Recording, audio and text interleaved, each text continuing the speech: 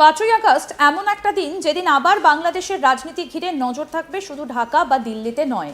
বাংলাদেশের ক্ষমতাচ্যুত প্রাক্তন প্রধানমন্ত্রী শেখ হাসিনা ভার্চুয়ালি বক্তব্য রাখার কথা রয়েছে দিল্লি থেকে। কেন বাংলাদেশের বর্তমান প্রশাসন ভারতের কাছে আগাম বার্তা পাঠালো, আর ভারত সরকারই বা কি জবাব দিল? পুরো ঘটনাটা বুঝতে গেলে শেষ পর্যন্ত থাকুন। ভারতীয় আধিপত্যের দিন শেষ, এবার ভারতকে চোখ রাঙাচ্ছে বাংলাদেশ। আর সুর নরম করে নয়, বাংলাদেশ নিয়ে ভারতের যে কোনো পদক্ষেপে এখন কড়া বার্তা জানায় বাংলাদেশ। 2024 সালের 5 আগস্ট ছাত্র জনতার গণ অভ্যুত্থানে ভারতের আজ্ঞাবহ শেখ হাসিনা সরকারের পতন হয়। সেই সাথে বাংলাদেশ বেরিয়ে যায় ভারতীয় বলয় থেকে। বাংলাদেশ ভারতীয় আধিপত্যমুক্ত হওয়ার ঠিক 2 বছর পর 5 আগস্ট 2026-এ শেখ হাসিনা সরাসরি মুখোমুখি হবেন ভারতীয় গণমাধ্যমের। এই খবরে বাংলাদেশ ভারতীয় হাইকমিশনকে সরাসরি জানিয়ে দেয়, ভারতের মাটি ব্যবহার করে শেখ হাসিনা যেন বাংলাদেশকে অস্থিতিশীল করার চেষ্টা না করে। এরপর ভারতের পক্ষ থেকে বাংলাদেশকে আশ্বস্ত করা হয়। কথা না বাড়িয়ে চলুন দেখে আসি এ নিয়ে কী বলছে পশ্চিমবাংলার মিডিয়া। 5ই আগস্ট এমন একটা দিন যেদিন আবার বাংলাদেশের রাজনীতি ঘিরে নজর থাকবে শুধু ঢাকা বা দিল্লিতে নয়, গোটা দক্ষিণ এশিয়ার কূটনৈতিক মহলেও। কারণ বাংলাদেশের ক্ষমতাচ্যুত প্রাক্তন প্রধানমন্ত্রী শেখ হাসিনা ভার্চুয়ালি বক্তব্য রাখার কথা রয়েছে দিল্লি থেকে। শুধু বক্তব্যই নয়, দীর্ঘ সময় পর তিনি সাংবাদিকদের প্রশ্নেরও মুখোমুখি হতে পারেন বলে জানা যাচ্ছে। আর এই ঘটনাকে ঘিরেই তৈরি হয়েছে নতুন রাজনৈতিক বিতর্ক। কেন এত উদ্বেগ?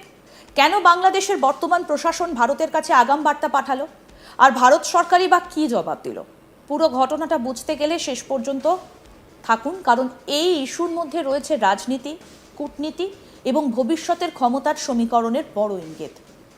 ঘটনার শুরুটা হয় যখন জানা যায় দিল্লির foreign correspondents club of south এশিয়ার একটা অনুষ্ঠানে শেখ হাসিনা ভার্চুয়ালি যোগ দেবেন।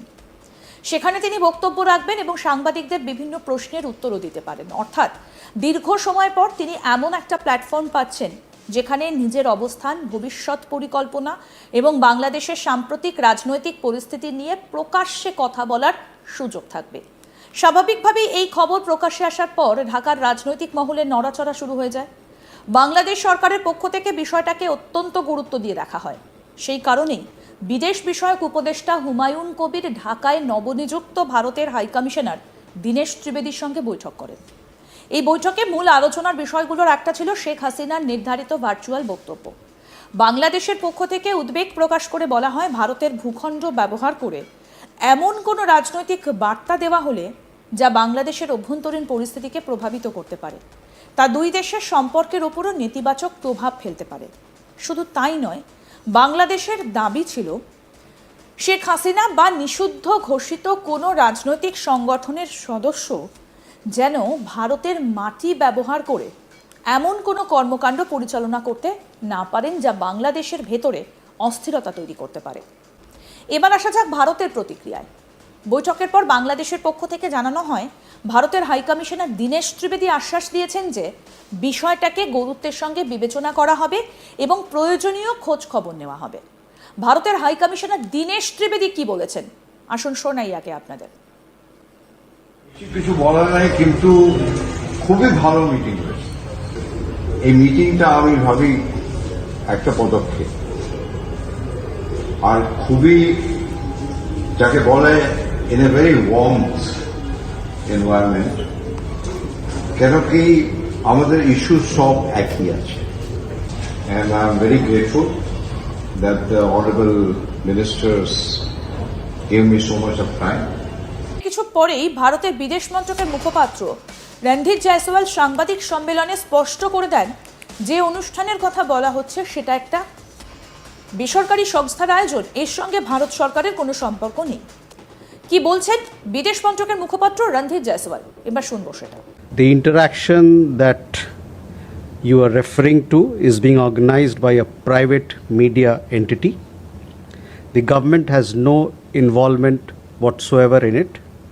Neither does it endorse any views that may be expressed at the forum. जिस वार्तालाप की इन्होंने बात की अभी, वो एक प्राइवेट मीडिया संस्थान उसका आयोजन कर रहा है। भारत सरकार का इस आयोजन से कोई लेना देना नहीं है। और साथ ही साथ वहाँ पर इस मंच से उठाए गए विषय या उस मंच से बोले गए शब्दों का कोई समर्थन हम नहीं करते हैं, न और साथ ही साथ हमारा कोई उससे कोई रिश्ता नहीं है। গ্রাম বাংলায় একটা প্রবাদ প্রচলিত আছে, ঠেলায় না পড়লে বিড়াল গাছে ওঠে না। বিগত সময়ে বাংলাদেশকে ছোট ভাই মনে করা ভারত এখন বুঝতে পারছে বাংলাদেশের গুরুত্ব। বাংলাদেশ আজ যখন নিজের সিদ্ধান্ত নিজেই নেওয়া শুরু করেছে, তখন ভারত সুর নরম করে সমীহ করছে বাংলাদেশকে। আমরা তো এমন বাংলাদেশকেই চেয়েছিলাম। প্রিয় দর্শক, শেখ হাসিনা ইস্যুতে বাংলাদেশের এমন করা বার্তাকে যদি আপনিও সমর্থন করেন, তাহলে কমেন্ট বক্সে ইয়েস লিখে জানিয়ে দিন আমাদের। ভিন্ন কোনো মত থাকলে সেটা জানাতেও ভুলবেন না। সেই সাথে যদি ভিডিও ভালো লাগে তাহলে একটি লাইক ও শেয়ার করতে একদমই ভুলবেন না। পরবর্তী ভিডিও দেখার আমন্ত্রণ জানিয়ে বিদায় নিচ্ছি আজ। আল্লাহ হাফেজ।